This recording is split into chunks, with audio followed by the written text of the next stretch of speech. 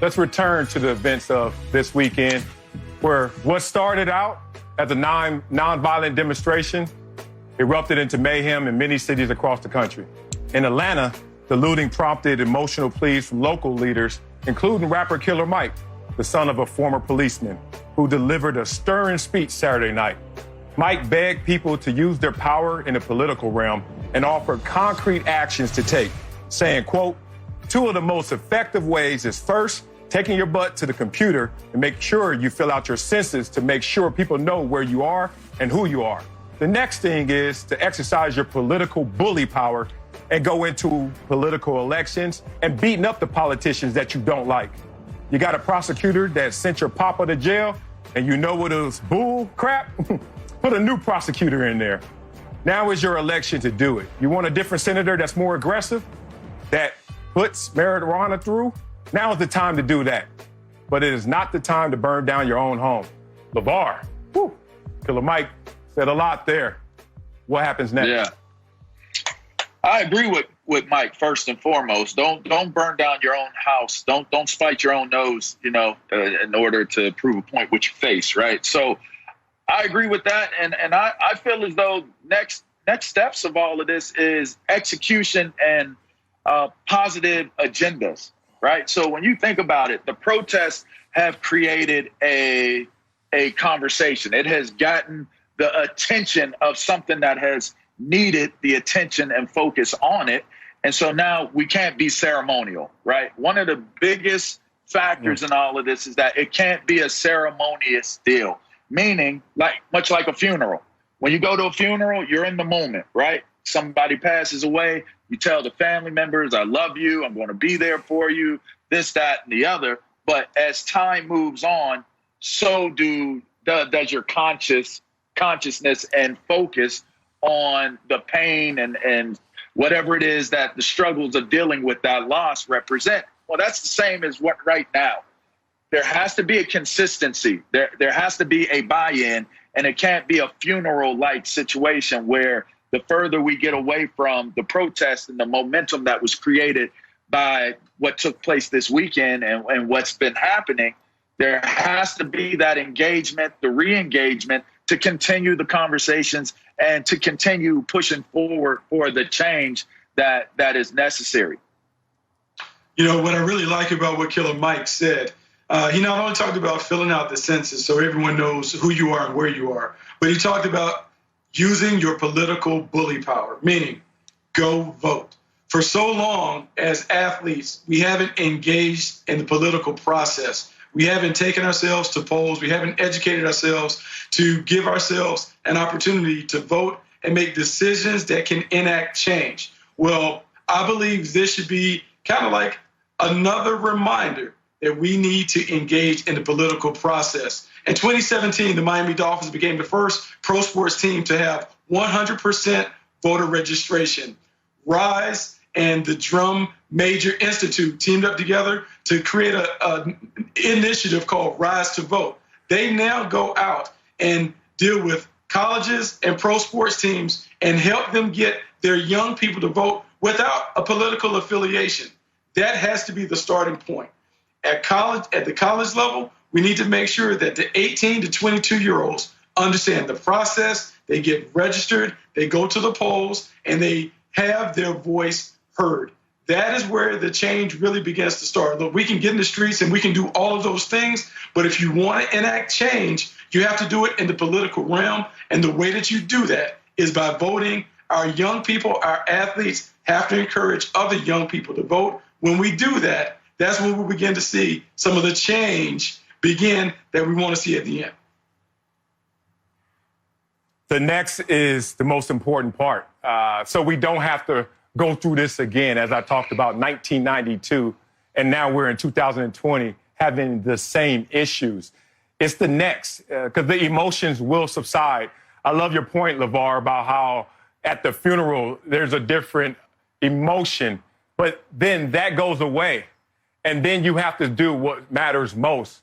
Those emotions have to convert into being a thinking man and with a thinking plan. And then that has to convert into energy that turns into action, the political bullying. We have to go after our value system. Too many times I know people are discouraged from the system, so they don't participate in the system. You can't be out there with this much eagerness and despair and direct it towards street corners and looting and protesting even peacefully. You have to direct that to the system. You can't win if you don't play. And we have to play that game. And let's talk to our people in particular who had its lowest voting turnout in 20 years, under 60% in 2016. And we're not just talking the presidential level. That's what I loved about what Killer Mike said. It was the fact that it's the local level, it's the state level, and of course the federal level. But we have to be incentivized with the same eagerness, this same emotional charge towards the system as we are towards the protests and towards the police. And I think that will evolve the conversation into meaningful action and hopefully a different reality. Yeah, just to expand on that, I mean, you got to look at it from a focus perspective.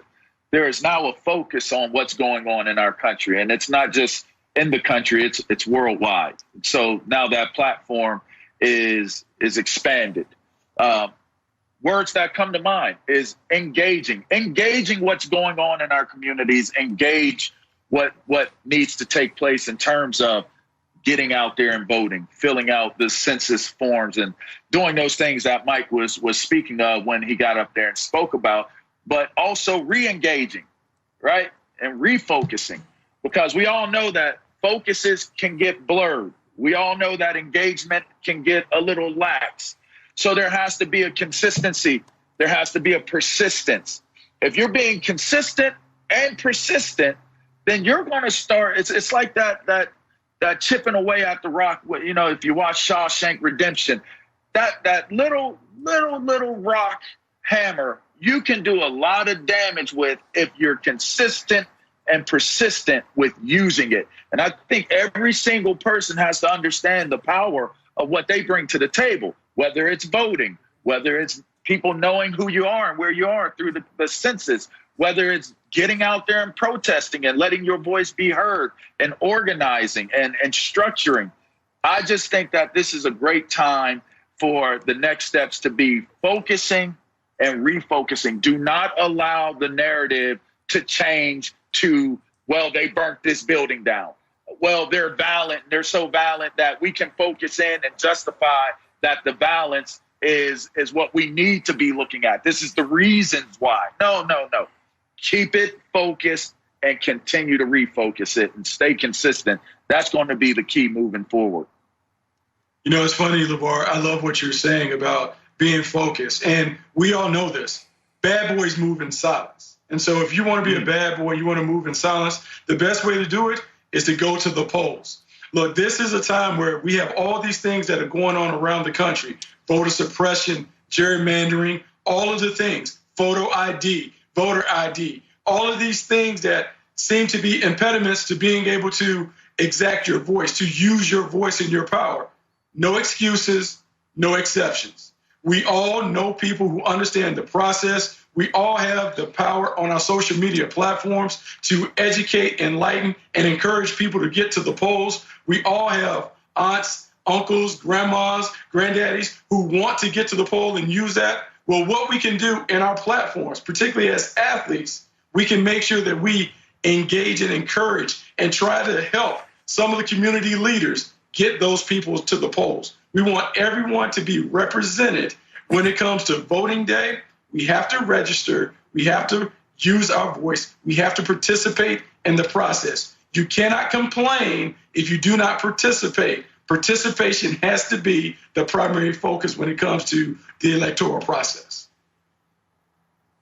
Yes, this is a moment where you're going to realize what the bell curve really means in life. And we've seen it so many times. As LaVar talked about the funeral, I always talk about the church experience. You can leave Sunday church right after the pastor got you all filled up, and you get in the parking lot, and the first person is looking at somebody who got mad and cut them off, and then all of a sudden, they're in a different emotional space. And then you go down the block, you get back home, and you got to deal with the kids and the family. You're in a different emotional space. But don't let that rob you of the work you need to do, of the responsibility you still have in those moments. Because in this world, people are going to go back to their norm. You understand that, but don't get discouraged. Don't peek to the next person unless you're trying to pull that person with you. Don't let that person pull you down.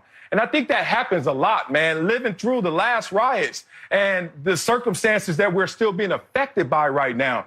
People get discouraged. They look for cues out there to tell them which way to go. You know which way to go. You know right from wrong. You know your responsibility. You have to be that leader, because a lot of times people will look outside and elsewhere just to get that ignition, just to get that fire started, when you know what your reality is. We all know that. This is America, where we're on the same team, but we all got to run different legs, different splits on that relay. And you have to have the mindset that there's no way I could drop the baton and there's no way we can lose. And if people really felt that conviction, it would totally change their day-to-day activities and actions. We got to be responsible in this moment, because if we're not, we know the reality. We know we'll probably be back here once again. Thanks for watching. Subscribe here to get the latest from the show. And be sure to check out more of the best clips from Speak For Yourself, or go watch a few segments from our other shows on FS1.